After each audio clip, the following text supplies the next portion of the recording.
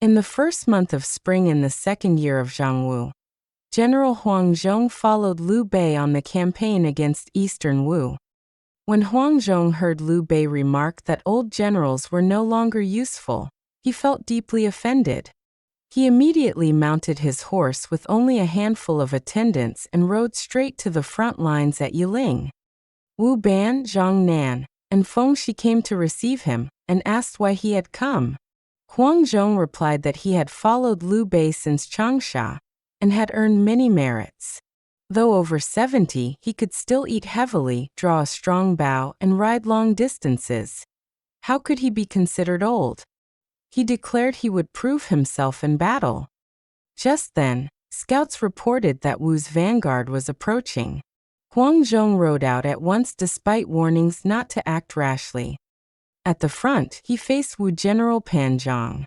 Pan Zhang sent his officer Shi Ji to fight, but Shi Ji underestimated Huang Zhong and was slain within a few exchanges. Enraged, Pan Zhang personally engaged Huang Zhong.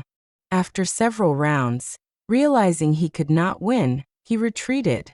Huang Zhong pursued and returned victorious.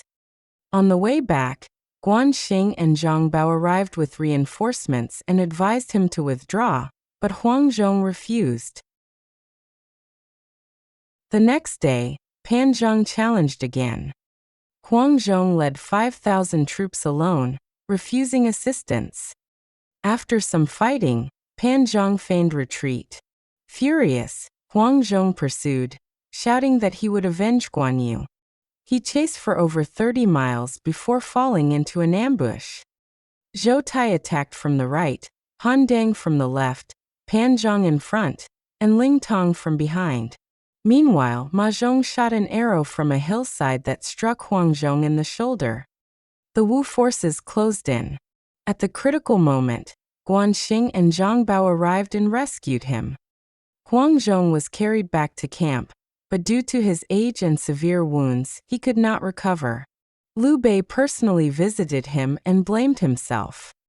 Huang Zhong replied that he had lived a full life and only wished Liu Bei success in reclaiming the Central Plains. He soon fell unconscious and died that night at age 75. Liu Bei mourned deeply, burying him with honors in Chengdu. He lamented that 3 of his 5 tiger generals were now dead, yet his revenge remained unfulfilled. Determined, Liu Bei advanced to Shouting, dividing his army into 8 routes by land and water. Huang Quan led the navy, while Liu Bei commanded the land forces. Han Dang and Zhou Tai met them in battle. Guan Xing and Zhang Bao quickly slew enemy officers Xia Sun and Zhou Ping. Seeing this, Liu Bei praised them, saying worthy sons follow worthy fathers, and ordered a full assault. The Shu army overwhelmed Wu forces in a crushing victory. At this time, Gan Ning was ill but still forced himself into battle upon hearing of the Shu advance. On the way, he encountered the fierce tribal king Shamok. Unable to withstand him, Gan Ning attempted to retreat, but was struck in the head by an arrow and died beneath a tree. Sun Quan mourned deeply and honored him with burial and a shrine. Meanwhile, Liu Bei captured Shouting and discovered that Guan Xing was missing. Guan Xing had pursued Pan Zhang into the mountains, lost his way at night, and stayed at a farmhouse. Inside, he saw a statue of Guan Yu, realized it was his father, and wept in worship. That same night, Pan Zhang also arrived seeking shelter. Guan Xing immediately attacked him. At that moment, a vision of Guan Yu's spirit appeared.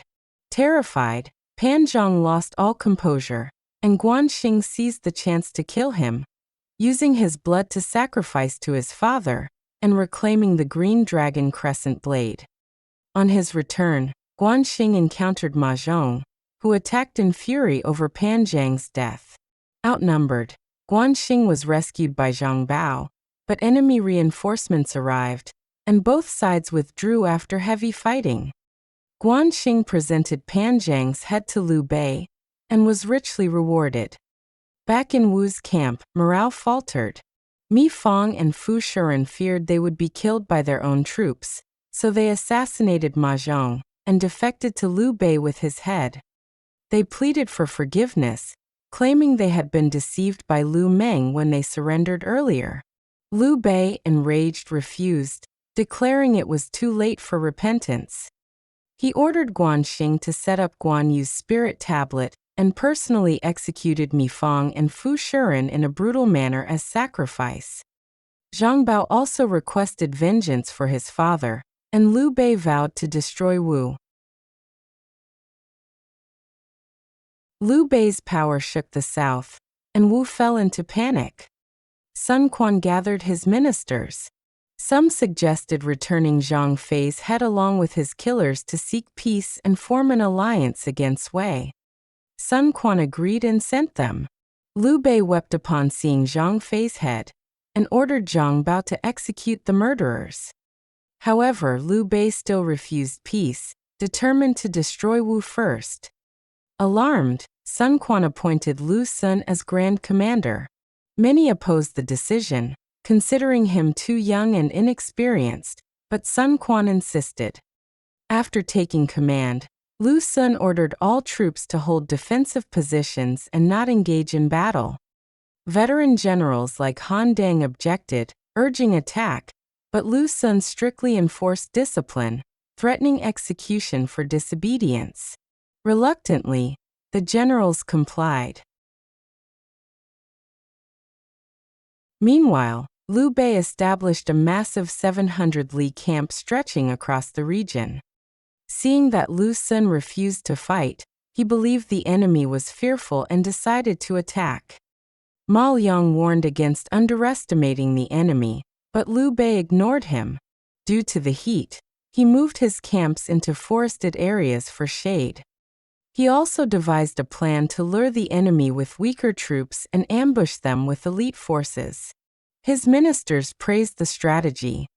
Still, Ma Liang urged consulting Zhuge Liang, but Liu Bei, overconfident, refused. Wu forces were pleased to see Shu troops move into the forests, seeing an opportunity.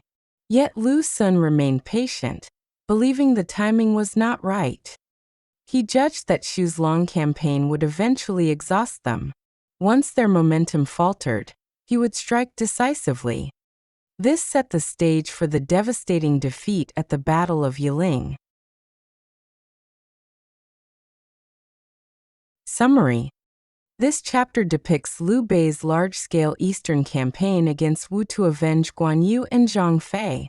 It highlights both the emotional drive behind the war and the strategic missteps that follow.